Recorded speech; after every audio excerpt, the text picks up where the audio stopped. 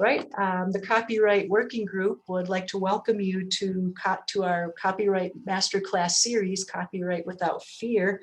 Today we'll be talking about copyright with the focus on images, plagiarism, and tables for people who want to know how copyright applies to those particular areas.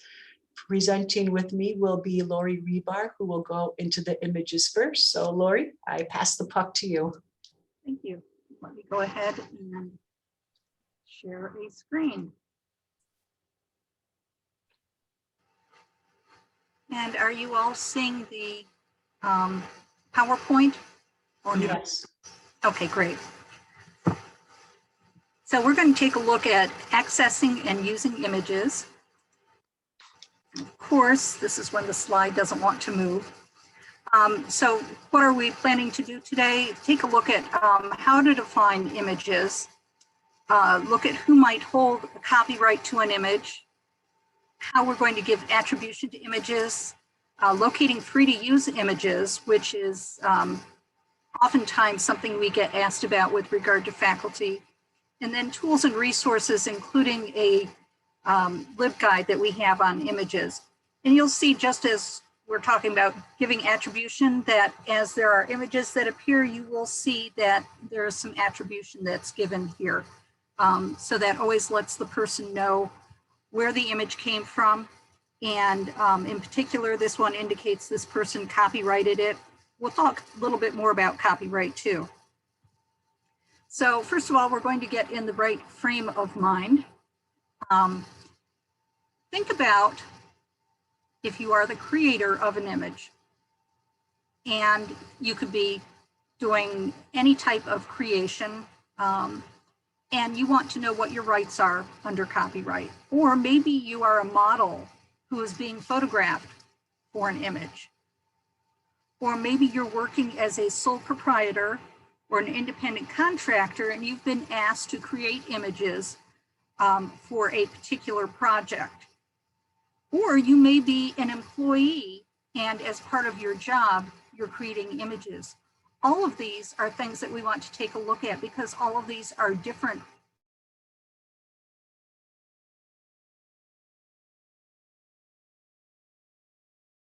So basically, copyright in images, and you'll notice that we do have some things that are hyperlinked here. This one happens to go to the copyright.gov link or site, and this is the one that they have specifically on visual images. But copyright in images, basically copyright applies to images similar to how it does to written works. Just like with written works, immediately when you have created something, that copyright applies, even if you have not specifically indicated that you want it copyrighted. So that's very similar to the written works. Examples of images that we might think about are photographs, graphics like clip art, icons, vectors, paintings that people make, sculptures. So here we're talking about a 3D type of image, videos or movies. And think about those. Those involve many actors. They involve producers, directors. So we could be getting into all kinds of copyright gobbledygook there. Same thing with video games and computer software. And then architectural works are also considered as images. And it's interesting because architectural works originally were not given copyright, but now they are considered as things that can be copyrighted. And basically, we're looking at any form of expression or creative work that is visual. So I've given you examples, but we may come up with additional ideas or additional thoughts as far as what constitutes something being a visual work. So we know from prior sessions that copyright basically gives the author, creator, or the owner of an original work the exclusive rights to be able to reproduce it or copy it or distribute the original work to the public. So in terms of a visual work, we might think about copies of a photograph that are put on a greeting card. So I've taken the picture, I want to put it on a greeting card. That's my right to be able to reproduce it and to copy it, to distribute it. You could create new works based on the original work. So if I wanted, I could create a collage of those photographs that I've taken that's creating a new work, and it's based upon several original works. I could also perform or display the work publicly. So I could display it in a museum. If it's a sculpture, it might be an outdoor sculpture or indoor. I could display it online. I could display it in other formats that either exist now or might exist in the future. Again, a wonderful handout. I love things where people have put things in FAQs or tables. Some other considerations that we have when it comes to visual works is we sometimes have works made for hire. So you have a photographer who has been asked to come in and photograph an event. You have an artist who's been commissioned to create something. Or you might have an artist who creates something and then goes to sell it. So you have a lot of different kinds of scenarios. But in works made for hire, that's where somebody is hired to do something in particular, and they're paid to create something. Their rights are generally transferred to the entity that pays for that creation. And oftentimes you're going to see that as kind of an employee versus employer, independent contractor. So if you're an employee, generally you're going to be able to create something and it will automatically revert to whoever employs you. If you're an independent contractor, that will be a work made for hire, and that independent contractor typically is going to have some sort of agreement or licensing agreement, whatever, in order to be able to indicate if they retain any rights or if they're giving full rights over to whoever has paid them. So it gets kind of sticky as we start going through things. What's the difference between an employee or an independent contractor? It has to do with who has control over the work. If somebody's an employer, they would obviously have more control over an employee than an independent contractor, et cetera. So there are lots of different things coming into play here. And the main thing is that it surrounds the licensing agreements. This is a great link. This has a lot of different types of licensing agreements. And so if you want to get an idea, kind of a taste of what we're looking at here, this would be a great way to be able to look at it and see how complex it is. Your term for the copyright, 95 years from date of publication or 120 years from date of creation, whichever expires first. And we know that even when we look at these, we have to double check for each individual item to make sure specifically when it went into copyright and specifically which law would apply. More considerations that we have. We talked about models.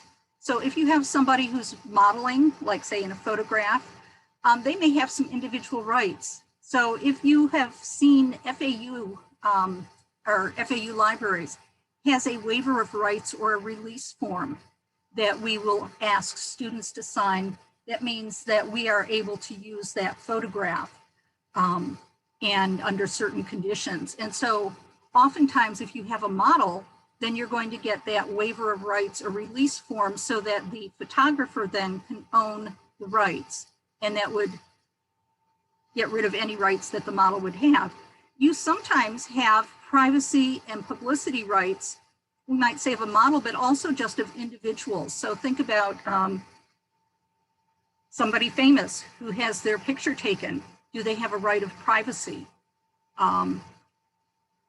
Do they want to have somebody use that for publicity without their consent, even though they were not a paid model? In this case, and I'm not going to dwell on it a lot, you're not looking at federal laws, but typically at the state laws that are going to regulate this. So here we have not just our regular copyright we're looking at, but we have additional laws that come into play. In some cases, you may have rights that extend after the death of an individual.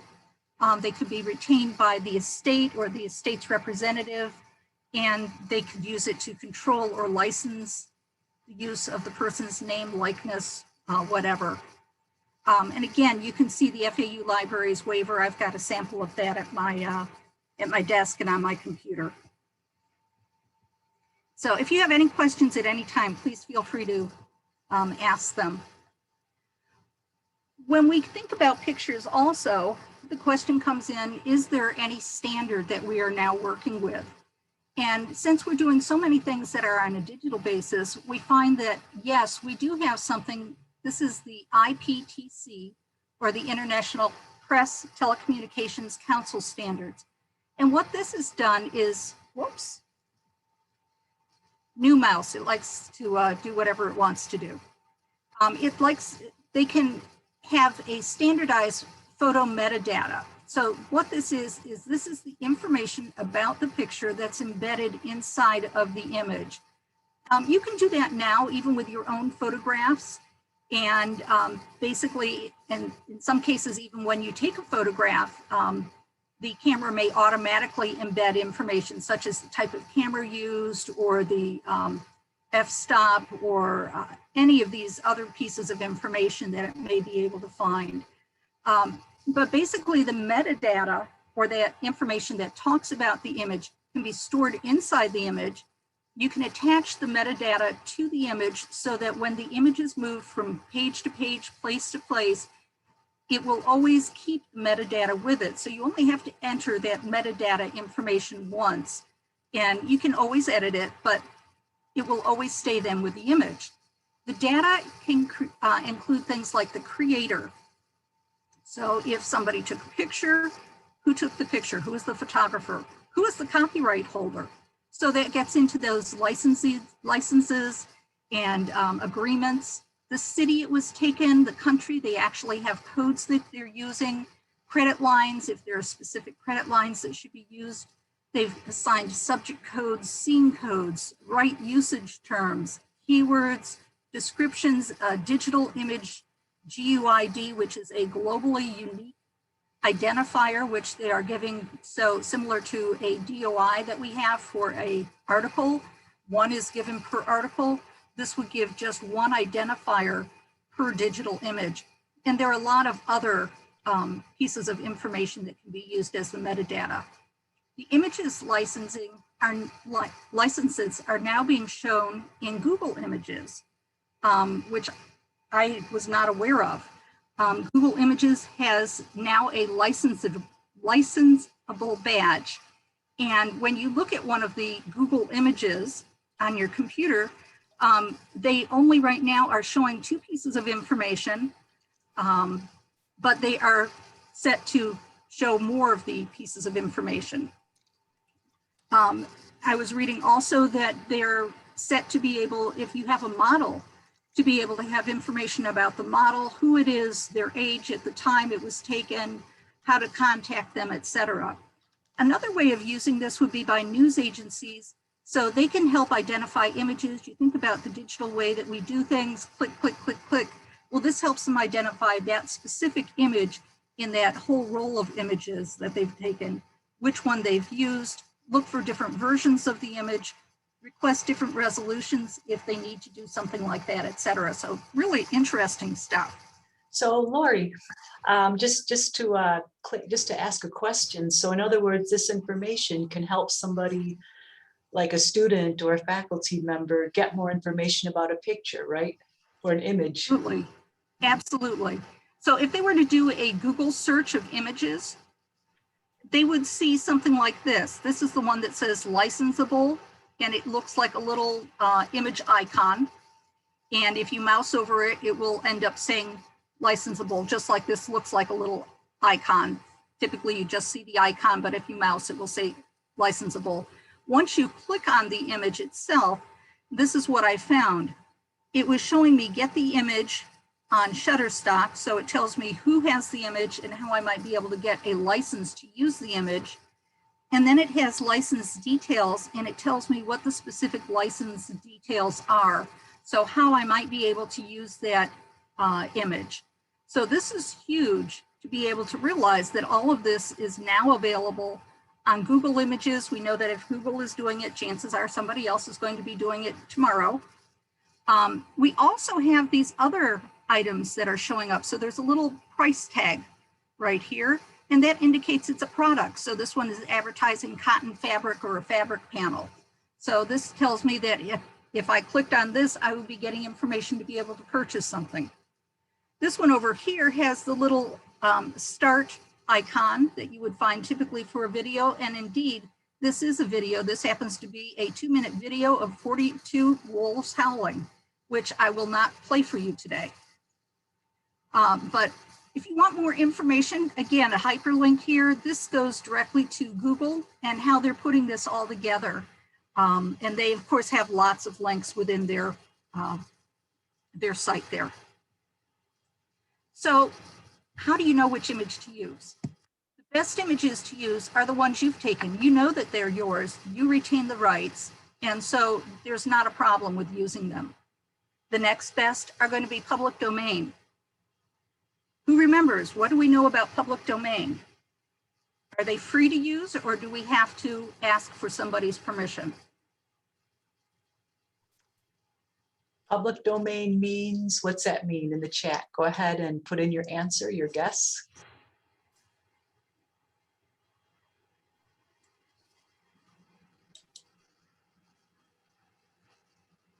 Well, public domain means they belong to, yep. And then John Catrone says no longer protected by copyright. Yeah, no longer Exactly. copyright protections. That's correct. And Sherry Exactly. says yes, what John says. And Larry, it's not under any copyright protection. So. Right. So we would not have to ask anybody for permission to use a public domain image. The next best option is going to be something called Creative Commons. And I'm assuming that most of you know about it. We're going to go just very briefly over it. But basically, when you use a Creative Commons image, you want to use one with the least restrictive license, the one that allows you to do the most with it. So let's take a look at Creative Commons. Lori, can I just add something real quick about the Creative Commons? Absolutely. Okay, it's been asked whether or not Creative Commons licenses have copyright protection, and the answer is yes, they generally do. A creator may decide to put a Creative Commons license on their work because they want to give certain permissions up front. So if a person wants to use something with the Creative Commons license following the conditions, they don't have to ask the copyright holder. But Lori will go into this a little bit more. So. Absolutely. And again, here are some factors with regard to public domain, why something may have fallen into public domain, or if something was deliberately placed into public domain. This is a fun one. I won't click on it just in case I lose things, but I did a search of FAU in what do they call it? Wikipedia Commons, where you can look for images. And I found all kinds of things in there, which means do not use things unless you're certain that you're allowed to. I found things like the FAU athletic icon. We know we're not allowed to use that unless we have specific permission. I found the logo for all kinds of FAU things. But this was interesting because this was the first example that I'd seen. This is a football player where somebody took the picture and then they specifically dedicated it into the public domain. So I thought that was a nice example and FAU related. Again, Stanford has some great information about public domain. So if somebody puts something deliberately into the public domain, one of the biggest questions you have to find out, even though it says the work is dedicated to the public domain, did that person have the right to do it? Did they legally own all of the rights to be able to do something like that? And the creator of the work may not be the copyright owner because of licensing. They may not have the authority, etc. So that becomes kind of a sticky wicket. I know that Christy has worked with some people recently with regard to did FAU libraries create something and who has the copyright, etc. And just because you created something doesn't mean that you automatically do or do not have the copyright based upon whether or not you gave rights to somebody else. Copyright free or royalty free. Something may be in the public domain and it's going to be copyright free. And in this case, if it's in public domain, it's also royalty free. You don't have to pay to use it. But you may have items that are listed as royalty free that are copyrighted. So in other words, they're not in the public domain. They have somebody's copyright rights are associated with it, and they may not charge you or have you pay to use it. So they may call it royalty free. So it pays to know what the difference is between something that is copyright free that's in public domain versus royalty free, where a copyright is held, but you are not forced to pay for use.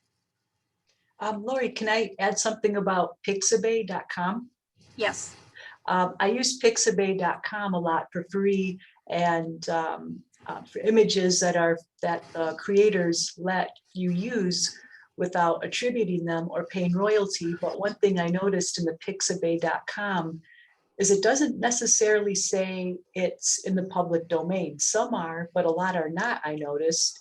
And I was a little puzzled, like, oh, wait a minute. And then Lori and I talked about this, and then it helped me understand what the people were doing so much better. So sometimes you'll see things that people say you could reuse, you don't have to pay, you don't have to ask permission, but yet the creators still maintain the copyright. Absolutely. And I was hoping Vicki was going to be here because I know that she likes Dale Chihuly. Yeah. So we've got to test your knowledge.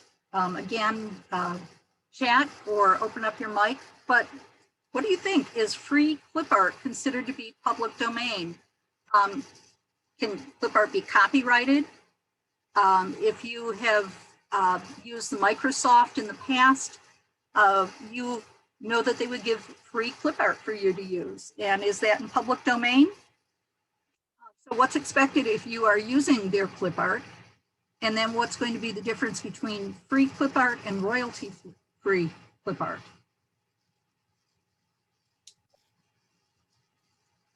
All right, so, oh.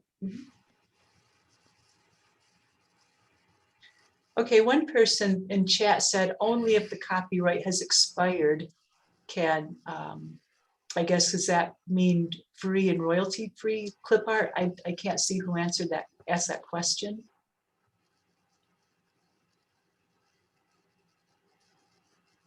Okay, well, the first question, we could try that. Can clip art be copyrighted?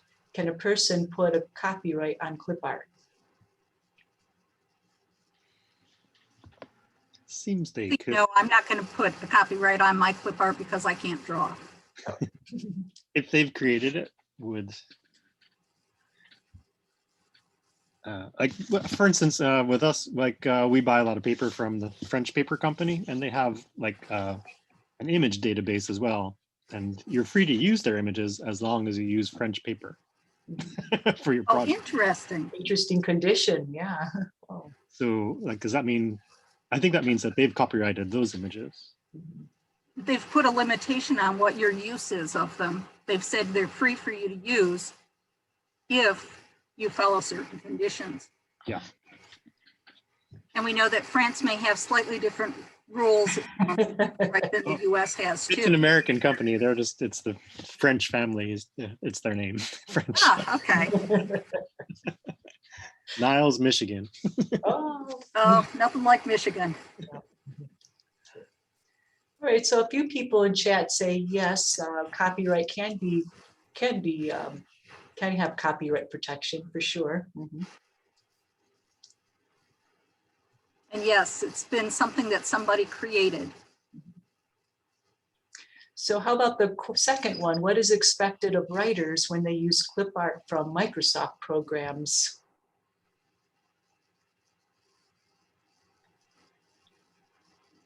And it looks like Sherry's touched on part of that. Mm-hmm. Okay, she said that but Creative Commons license, that free images still have to be cited unless they're in the public domain. Mm-hmm. Yes. Maybe attribution. A couple people in chat said maybe writers need to attribute the clip art to Microsoft. That's another possibility. What do you say, Lori? Well, how would you know how you're allowed to use the clip art? It's going to be similar to anything else. You have to look at the license. And even though it's not something that we typically are thinking of, there actually are licenses that are they're available for us to look at that are going to tell us the terms of use. Most of us, like I said, don't look at them, and we assume that if they're giving us the clip art, it's free to use. But as John has said, when you read that fine print, you may find something else. So Lori and I were talking about this before we presented, and we found out some interesting things about, well, what would be the difference if it were a student doing this for assignment or a professor doing this with his or her manuscript? And what did we say about that? What did we find out about that, Lori?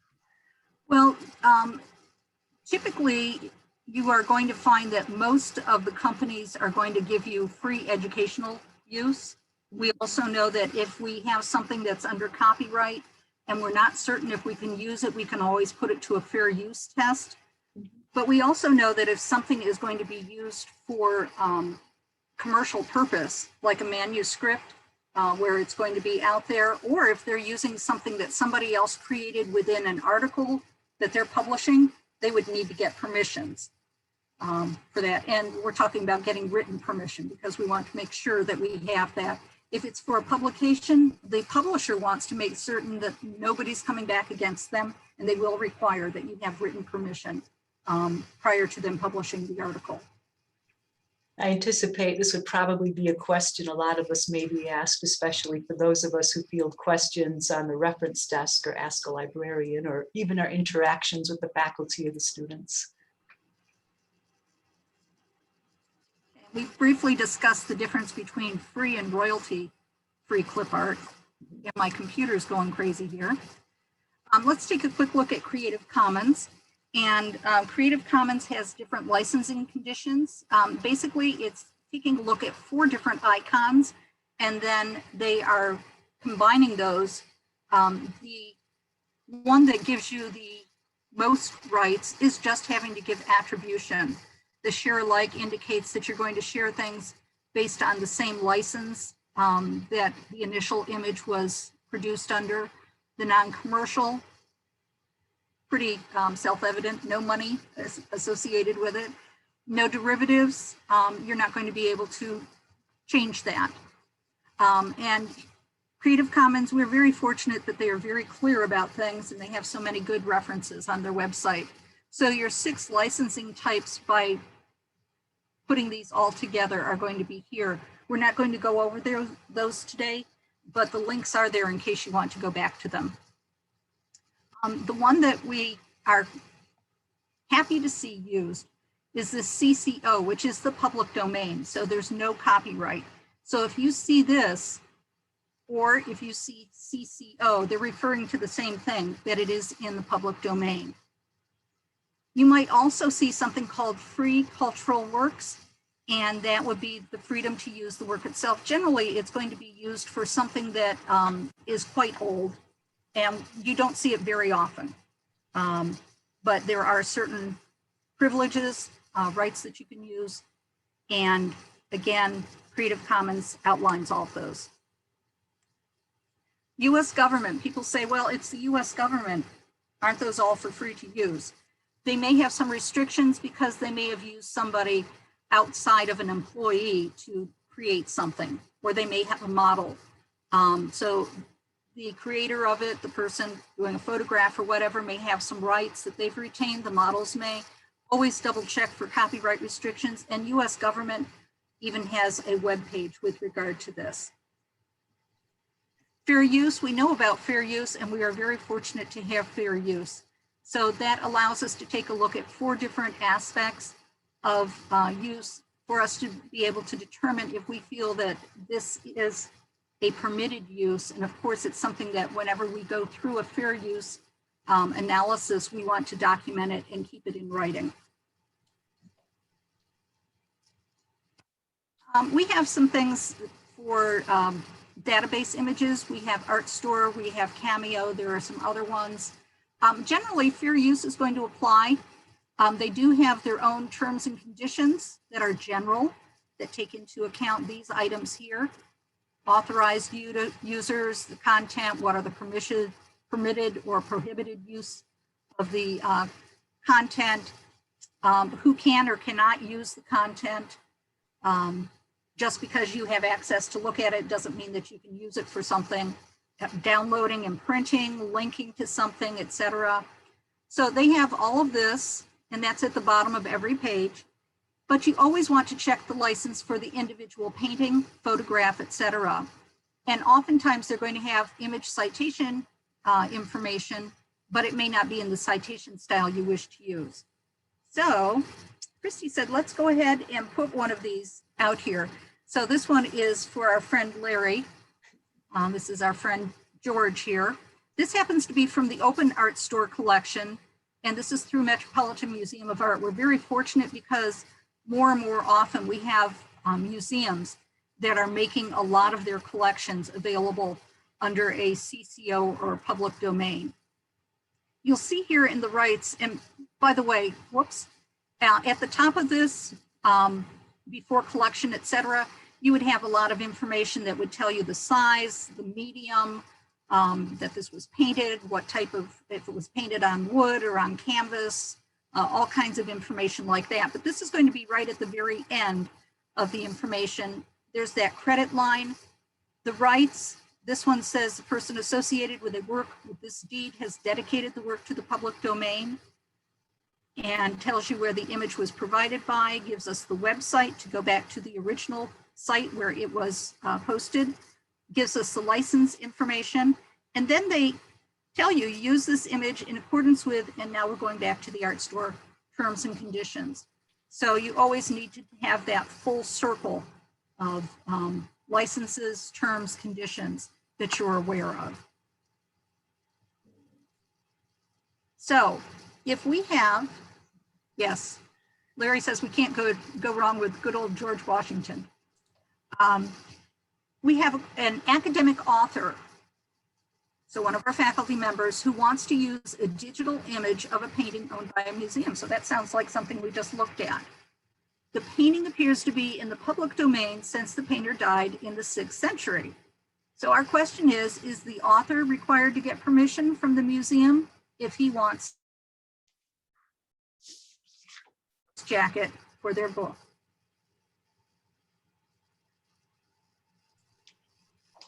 All right, what do we say about that?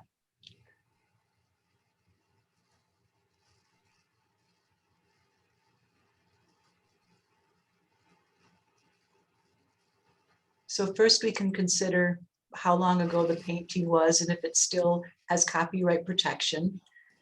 And then we take it from there.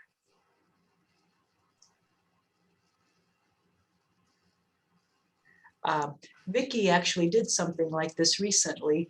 She, well, probably a couple years ago, for a display for a Protestant Reformation, she had a painting of Martin Luther that she was able to reproduce and put on a postcard. She did not have to ask for permission to do it because this painting was done like 400 years ago and it was in the public domain, but she was able to put it to good use in promoting this exhibit. So what do you say, Lori?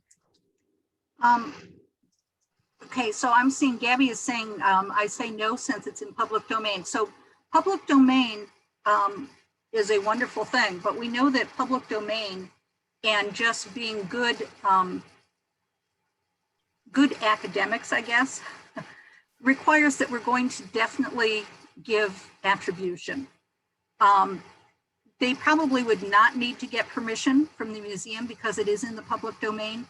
But again, you need to go back and look at the terms and conditions that they have put it in public domain. If there are any things that they would like for you to do, if you are going to be using it in this way. And I realize it's public domain, which means there are no strings attached. But the other thing is, being in the academic world, we want to make certain that we have I's dotted, T's crossed, and that we're definitely showing people the way that we would like for them to do things. Now, when in doubt, always go back to the source and look at the terms and conditions.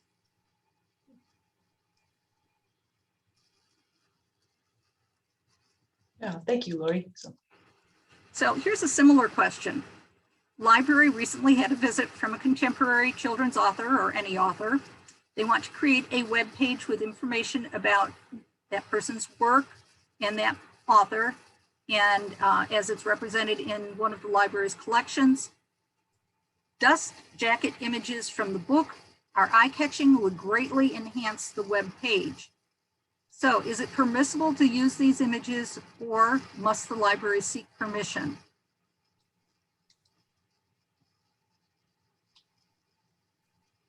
What are your thoughts?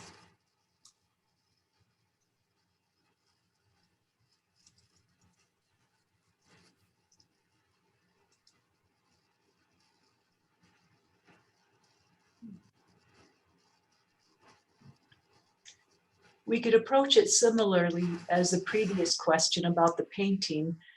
And the first question we could ask ourselves is if it has copyright, if it's protected by copyright.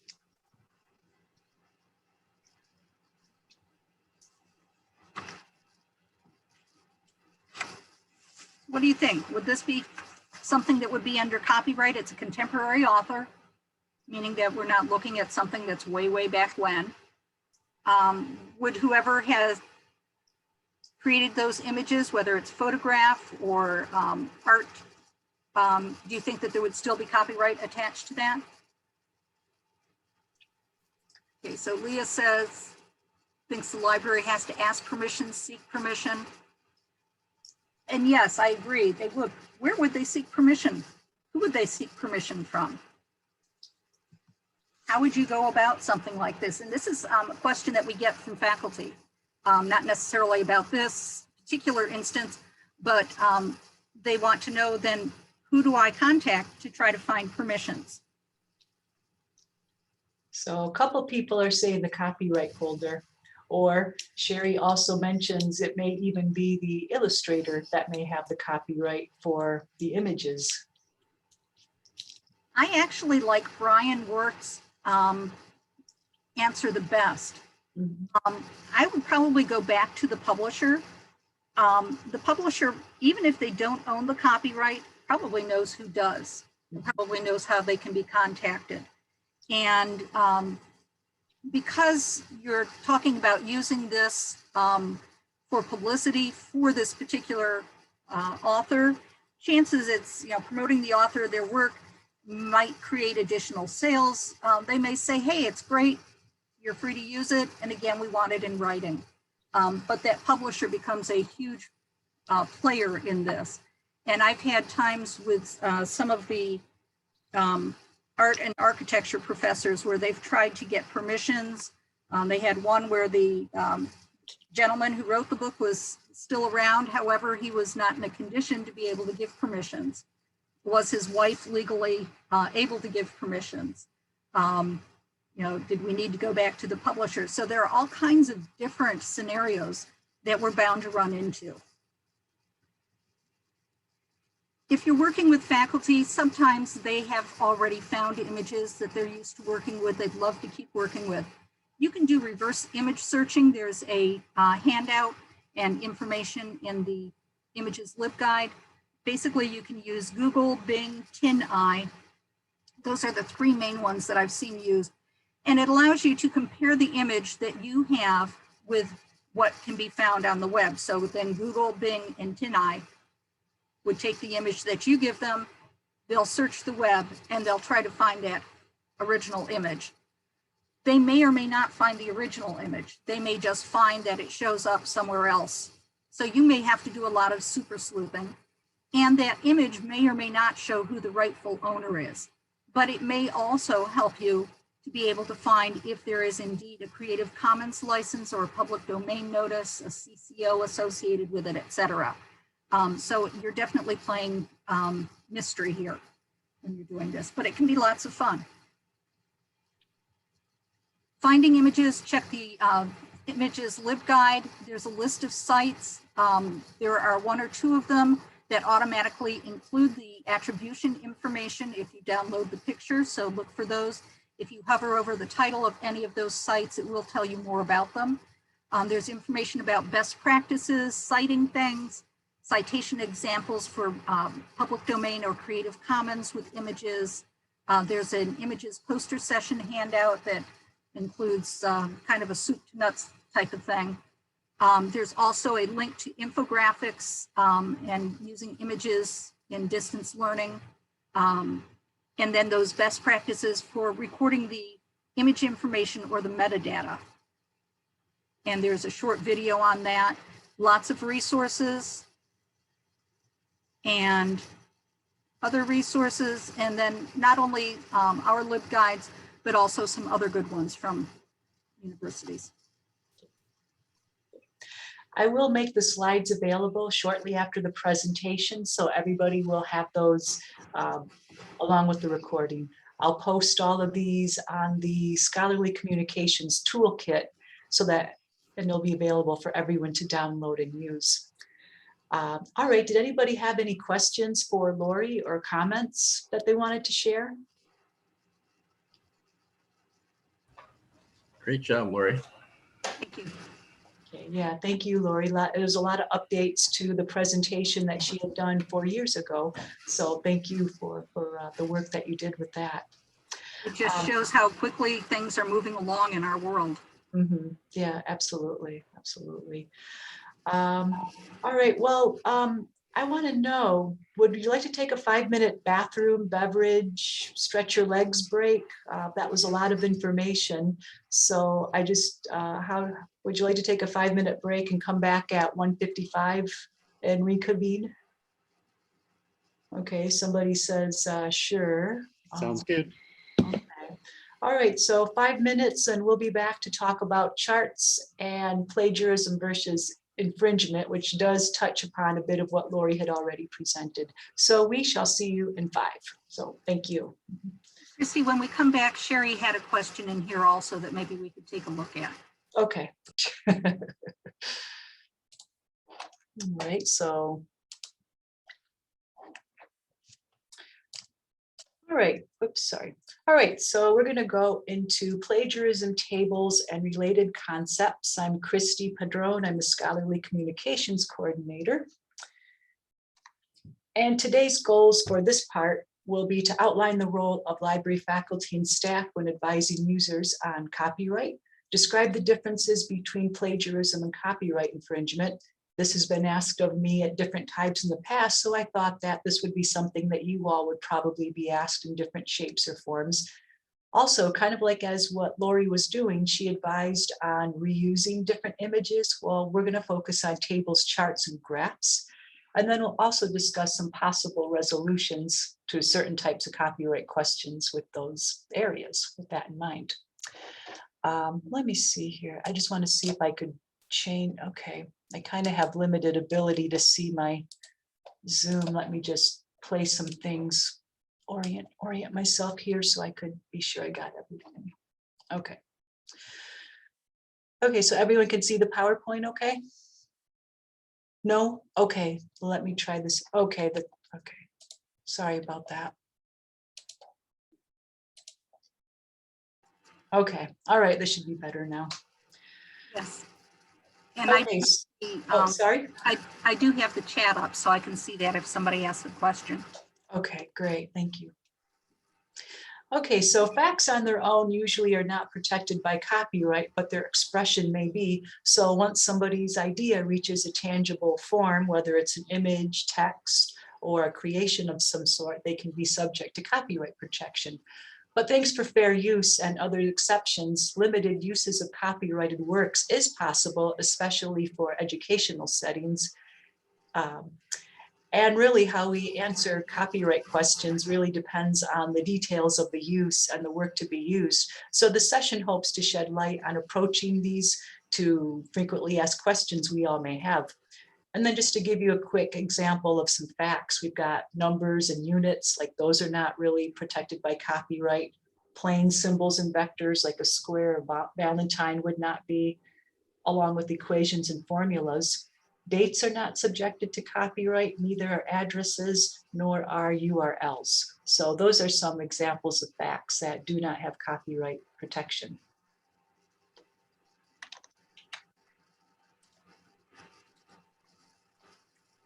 Okay. So in terms of plagiarism and infringement, here in an educational setting, professors and instructors want students to respect the use of intellectual property, also known as IP, and also for them to rely on and use authoritative sources of information for their work. So you always hear about how professors and instructors always tell students to use primary sources or professional sources. But to distill the information from those sources, students may be committing plagiarism or in some cases infringement when done beyond schoolwork. Now, even though plagiarism and infringement do share similarities and have to do with intellectual property, copyright infringement and plagiarism are actually not the same concept. So I wanted to talk about this a little bit for everyone. And we will need to be familiar with these nuances so that we can advise and educate appropriately, whether it's our faculty or our students. And really, we really should be able to model good practices and use an ethics-based approach. I do talk about plagiarism in other workshops, and I don't really approach it from you can't do this and you can't do that. I like to approach it from a point of let's respect other people's property and creations, and then hopefully students start to take their own a little more seriously as well. But because we do have more experience and education, and we are professionals, we are considered role models in that regard. So I wanted to give you a couple ways that we could look at plagiarism. I'm going to compare plagiarism's definition as a concept, how people can get in trouble, and also do the same with infringement. I'll also mention public domain works because even though public domain works do not have copyright protection, and can be used freely, it's a little different on attribution. And then I mentioned how people can minimize the risk of either plagiarism or infringement. So in terms of plagiarism, it's defined as a failure to attribute sources used as foundational inspiration or information for new works or insights. So it's basically when people copy things from a work and don't really give credit to who gave that information. As a concept, experts approach plagiarism from ethical considerations. They really draw heavily on intellectual honesty, which is a big foundation of academic and disciplinary norms. So it is an intellectual property issue, but it kind of like looks at it from an academic or disciplinary point of view. Now, how people can get in trouble with plagiarism is to copy and use the work with others without attribution. Sometimes plagiarism can occur with incomplete attribution.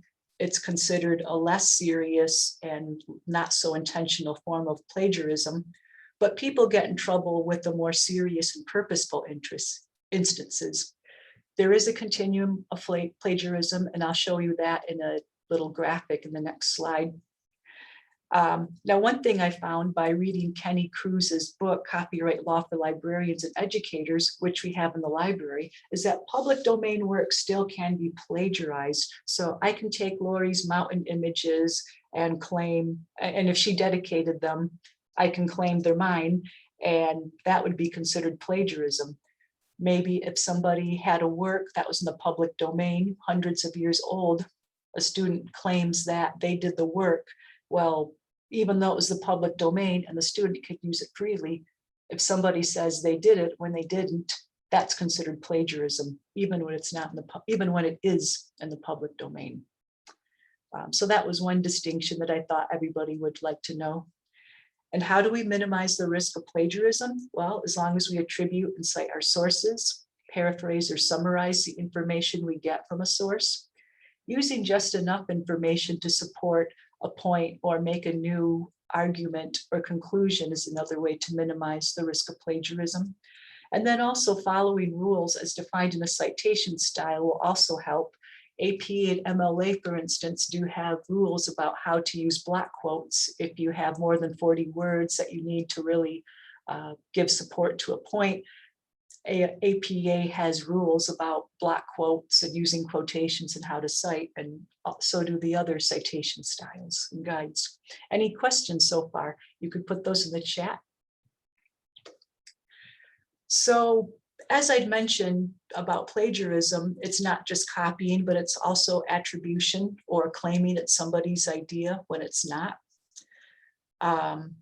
Plagiarism can also be can also mean failing to put exact quotes and quotations because people won't really know if the work is a student's work or it came from somebody else. So I was kind of surprised when I heard about that. What? You mean if you put an exact quote, it's not in quotations, it's plagiarism? Well, it is.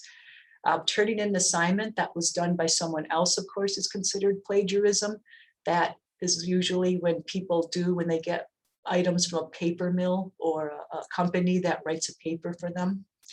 And then it doesn't occur just with written works. It could also occur with lyrics, images, musical compositions, and just about any other thing that has copyright protection.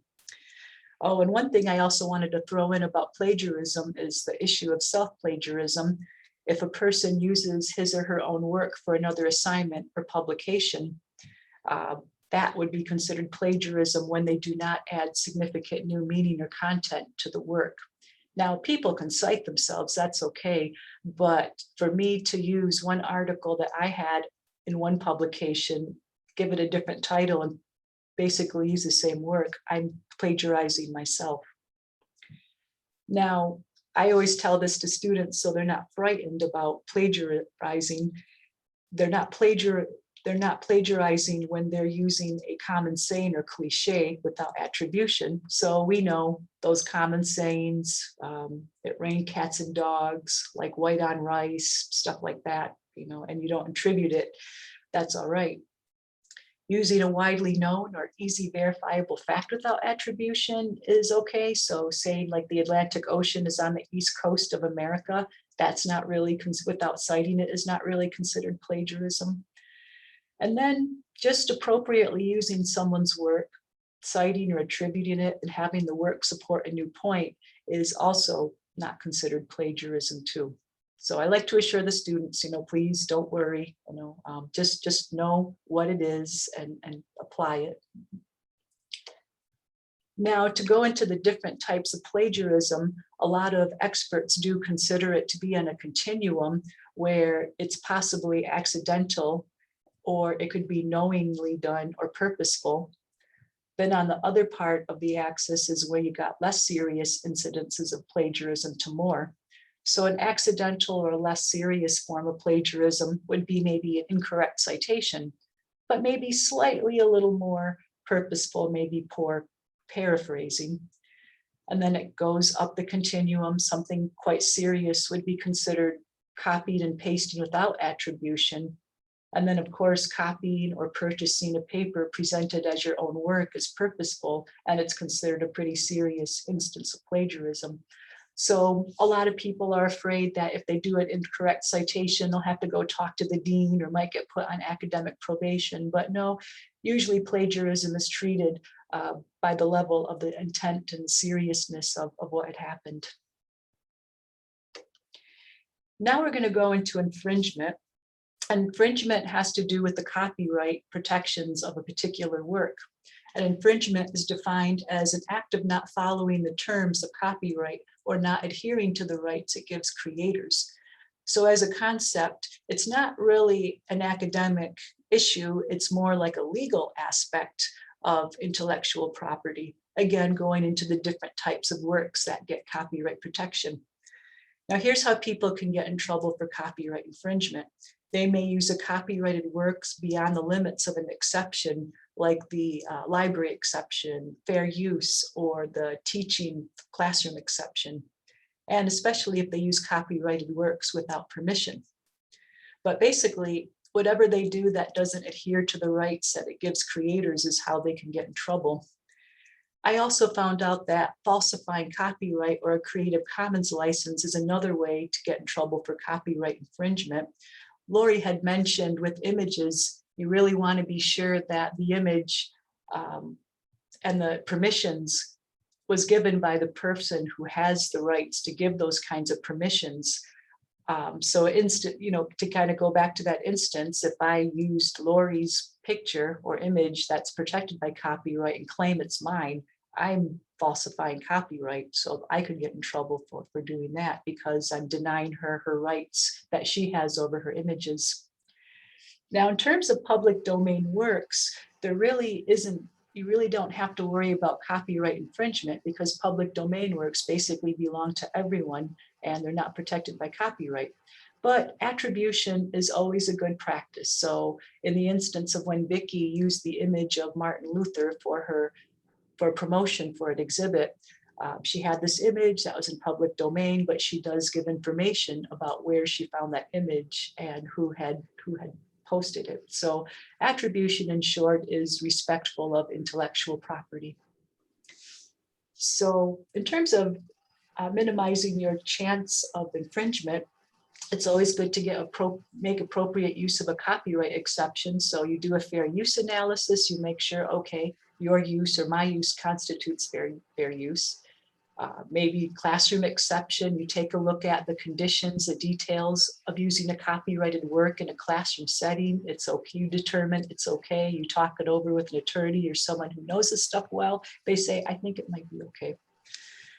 If you get permission on reusing a copyrighted work, it's always good to keep track of that. So let's just say for the book jacket exception, the web team gets permission from the publisher to reuse that image for the web page. Okay, great. They got permission, they follow the terms and they keep track of it. And then of course, attributing the copyright. So giving credit to the copyright holder, but also saying permission granted or something like that. Christy, can I go back to your example of taking one of my pictures and indicating that you now have copyright of them? You just saw that you liked it and you're using it. Yeah. If I did not have that little copyright image and the sign, the icon or the date, would you still have to worry about it being under copyright? Yes, because things get copyright protection the moment it exists, the moment it's born or in a fixed form. Yes. So even if you didn't put your name and a copyright on it, you would still have copyright. Does that answer your question? Yeah, so that means that we really need to do a little bit of super sleuthing to find out what kind of rights we have to use something that we find, especially if we find something on a website. Yeah, absolutely, absolutely. And also, you know, and then if I put my images up, I should put my information on it too. Like I should say by Christy Padron, the year, and so people know who they could put that, you know, where they can find me if they want to reuse my image. Maybe I can put a watermark, but there's a lot of ways that, you know, a person still has a copyright even if they don't put their name on it, which makes it so confusing to users. But at the same time, I should probably try to put some information or metadata on the image. So yeah, good point though. All right, so we compared infringement here with copyright. So as I mentioned, it occurs when you do some actions that only the copyright owner really should be able to do. But I wanted to also give you the same assurances of where you're not infringing. And that's when a work is not protected by copyright. So maybe it was dedicated to the public domain or the copyright expired. Sometimes certain types of work do not get copyright protection. So a fact will not get copyright protection. A plain vector will not. Like this little no sign here that I have around the copyright logo. That little thing itself is not protected by copyright because it's plain and, you know, I don't do anything interesting with it. And it's always in red typically. And I also found out that a list of contents for a book is not protected by copyright because they're considered facts. So it's like, oh, I did not know that either. If you get copyright permission and the terms are followed, you're not infringing. And then of course, if a copyright exception or another license was used, like the Creative Commons license, or if you're using something from a database and you follow the license that in a terms and agreement, then it's not infringement. And I provide this nice little chart that's going to be available in the PowerPoint so you all can look at it to compare if you want to print it and give it to people if you want. So now I'm going to give you some scenarios. So let's think about what we just went over.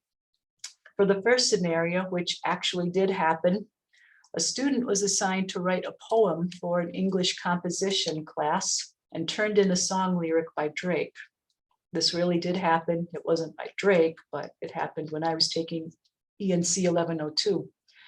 So consider if the facts weigh more towards plagiarism or infringement. Is this student for the English composition class committee, is he or she more likely, in this case it was a he, is he doing plagiarism or infringement? What do you say?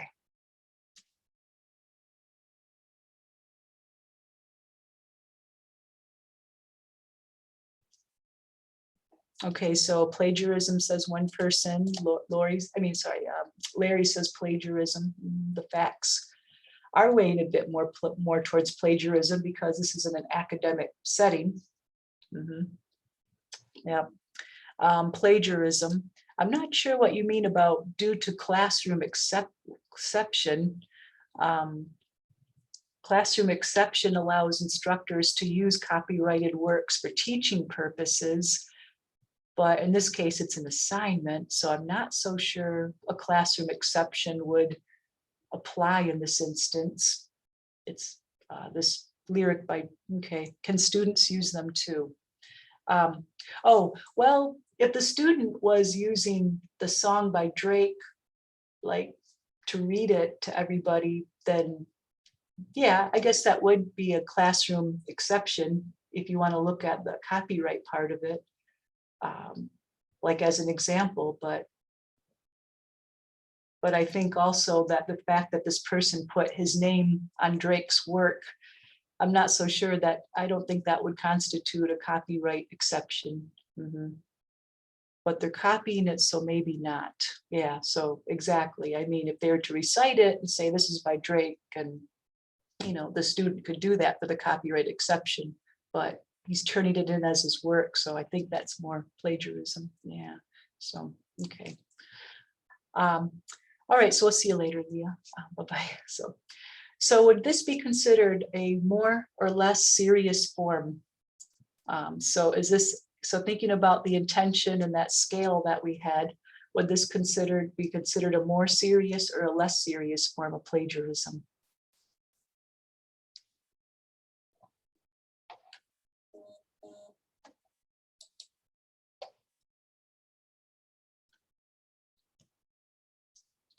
Okay, so I'll just quickly go back to that little, yeah, here we go.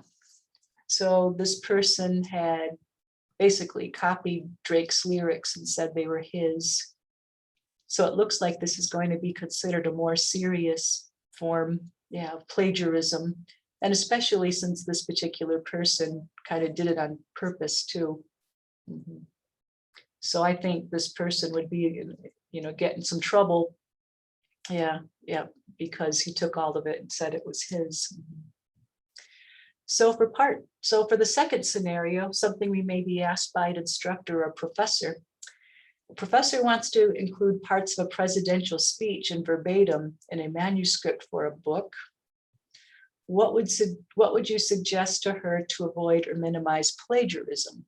So plagiarism, talking about from an academic or disciplinary point of view or norm. If she cited the speech and source, okay, that would help her minimize plagiarism for sure.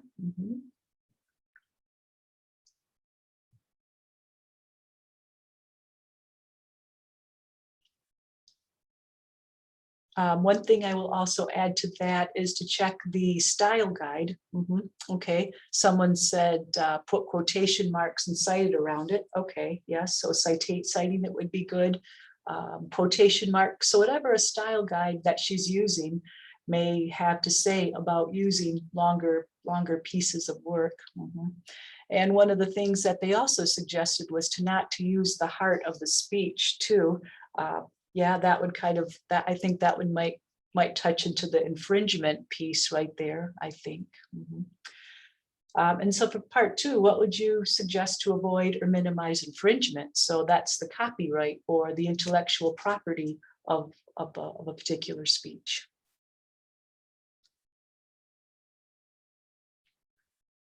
Lori, didn't we talk about this while we prepared for this presentation?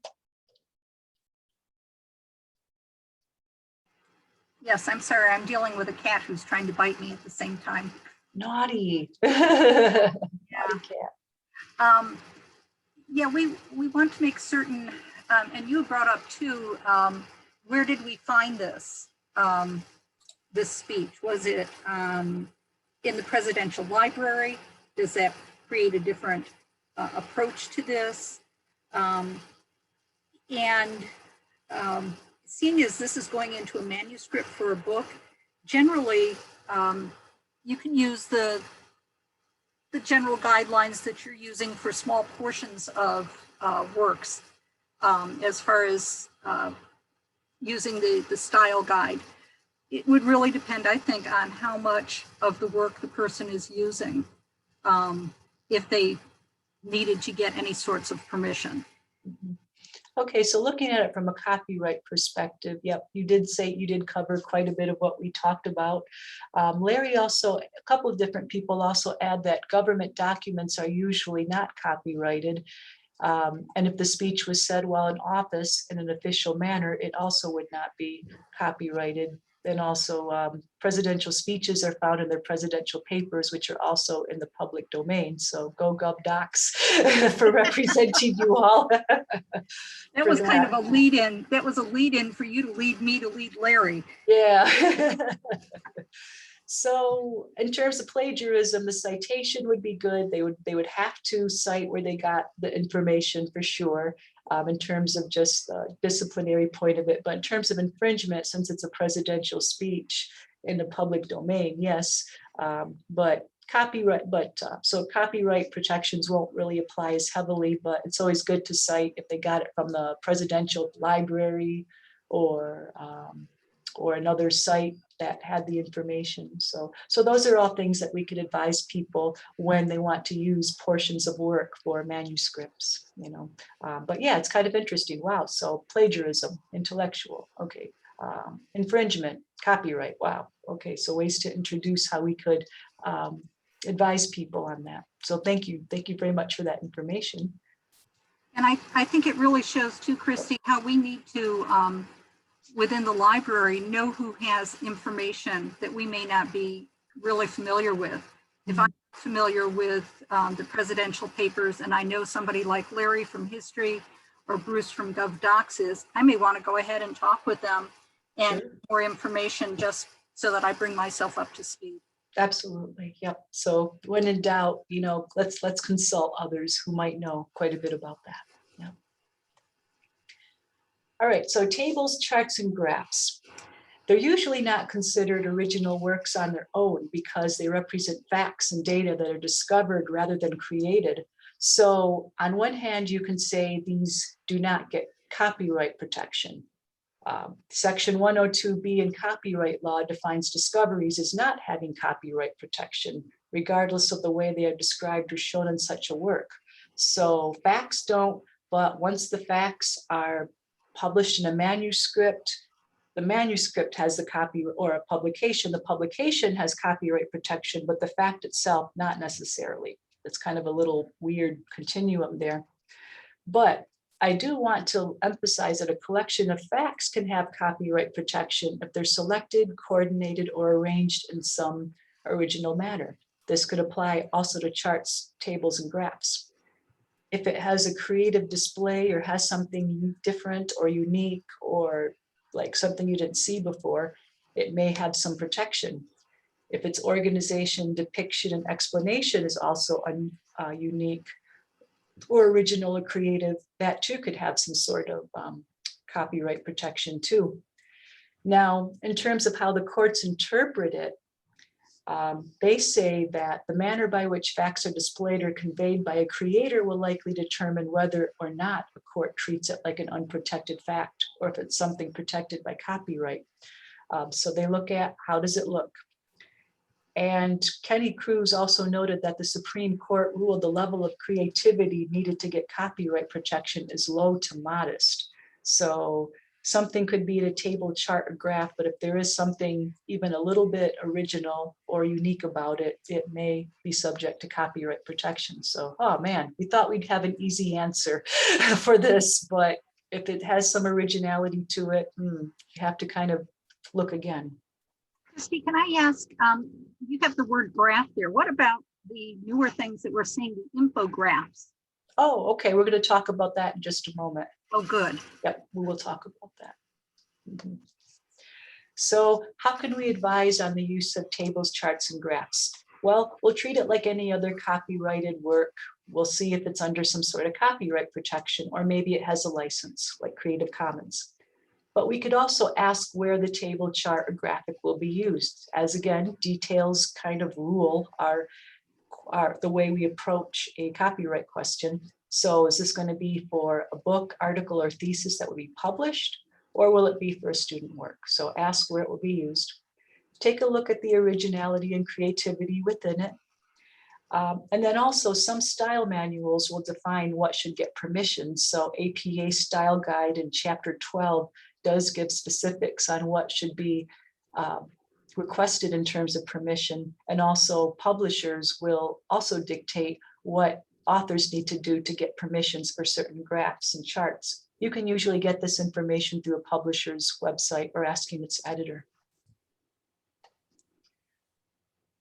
Also, something else we'll need to keep in mind when advising on the use of table, charts, and graphs is to take a look at it and see if it has a copyright statement attached to it.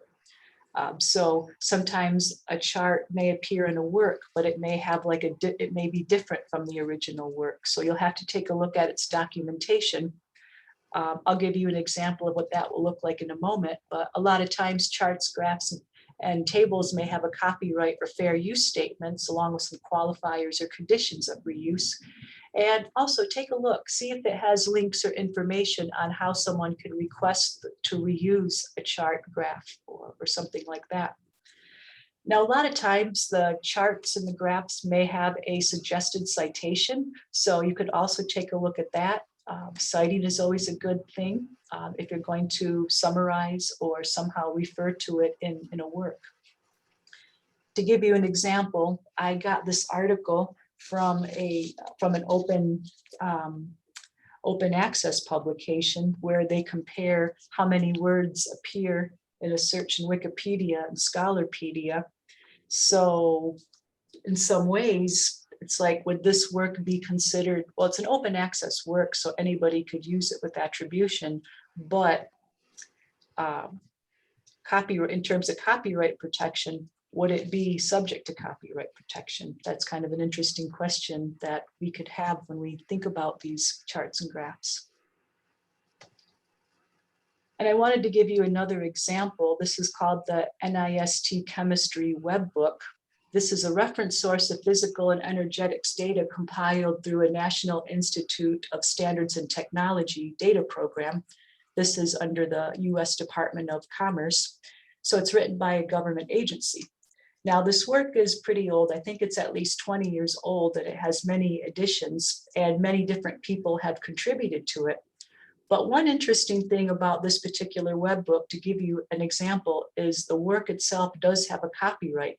Even though it's written by a government agency, the work has a copyright. And on its webpage, it also has a fair use statement and gives also recommended ways to cite every chart or entry it has. So each entry will have their own citation. They also have permissions links where people could go request to reuse the works. I mean, this is so interesting because even this document has a public law, like it actually was written in a, like they actually have a law written that dictates how this thing could be used. I'm not sure why or what the background is, but this kind of gives you like the further example of when tables, charts, and graphs may have copyright protections and the different permissions that we may have to reuse it, even though it's a government document, which ideally usually may be in the public domain. All right, so I think I'm going to skip the scenario, but a quick question I can have is, we've got two charts about blood pressure. Blood pressure numbers were changed last summer, so now normal, elevated, and high have totally different categories than what you're all probably used to. So the American College of Cardiology wrote this infographic on the left side, and then the Harvard Health Publishing had the one on the right side. Which of the two is more likely to be subject to copyright protection based on what you see here?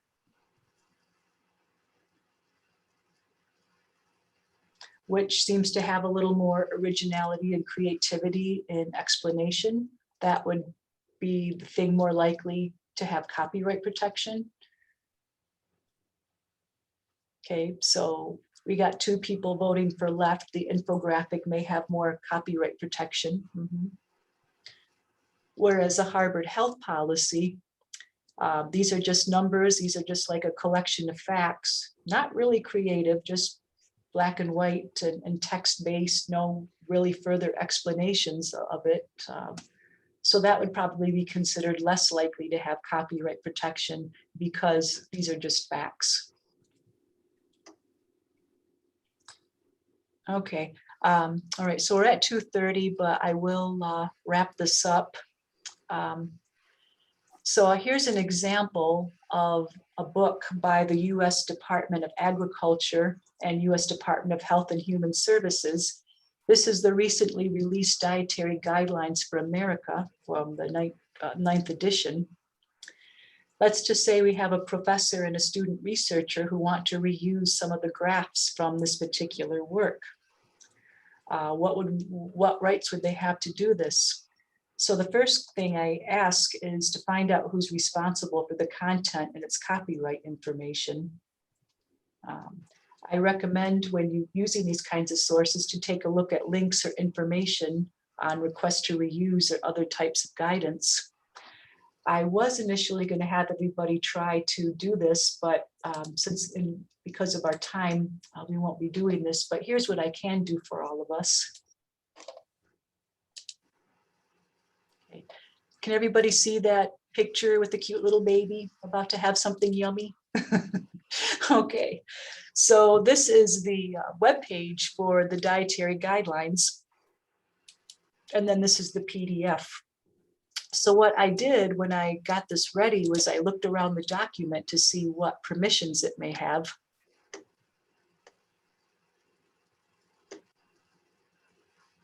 Okay, so I'm going to make this just a little bit bigger. It looks like they give us a suggested citation that we could use. So the professor and her student could probably use this citation for the document. Then I look around the page a little bit more. I'm just going to make it a little smaller so we could see it a little better. Table of contents here, which are not subject to copyright protection. List of tables. Okay, I think it was right around here that I found the policy for this. Okay, or maybe it wasn't, but basically what I wanted to emphasize was sometimes we'll have to take a look around a document to see what rights it gives us. But I'll just take a quick use. Okay, I tried to look for public domain as a keyword. But I did look around and I was able to find somewhere on the web page, I can't remember off the top of my head exactly, but I was able to find a statement. Oh, here we go. Okay. About the guidelines. I think it was here, or was it previous editions? But anyway, I was able to find that this particular document was in the public domain. I should have written down where exactly I found it, but I was able to find a statement on this web page that said that this work is in the public domain and so is everything in it. So Professor Apple and her student would be able to use this pretty freely because it's in the public domain. And yes, it does come up with a separate citation for it, like a recommended citation. And to look around the different charts, like as I said, sometimes different charts and tables may have their own citations or permissions. So I'll quickly go to a page. I think page 5 had something. Okay.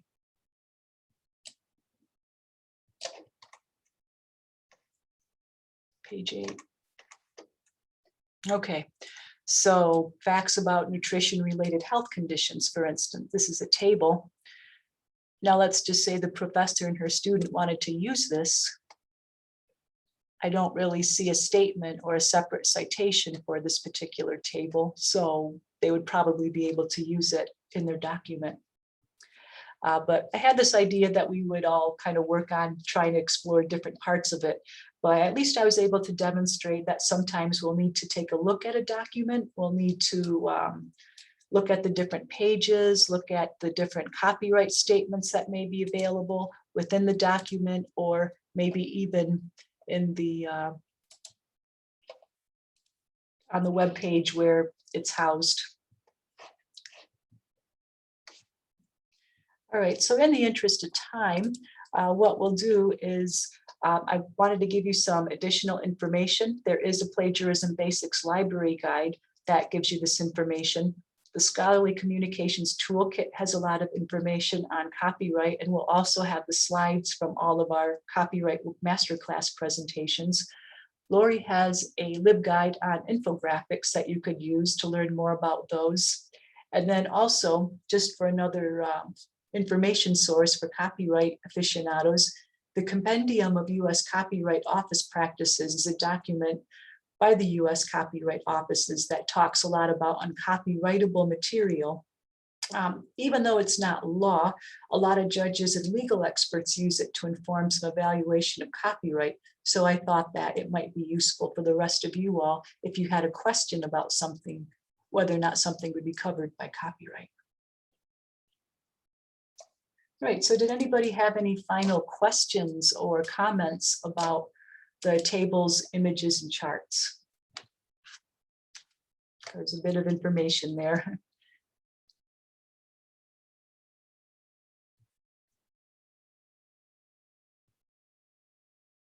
Okay, so hopefully this will give us a little more guidance in how we could advise students and our faculty in using these different types of information sources, considering copyright, intellectual property, and attribution, and also for our own practice too.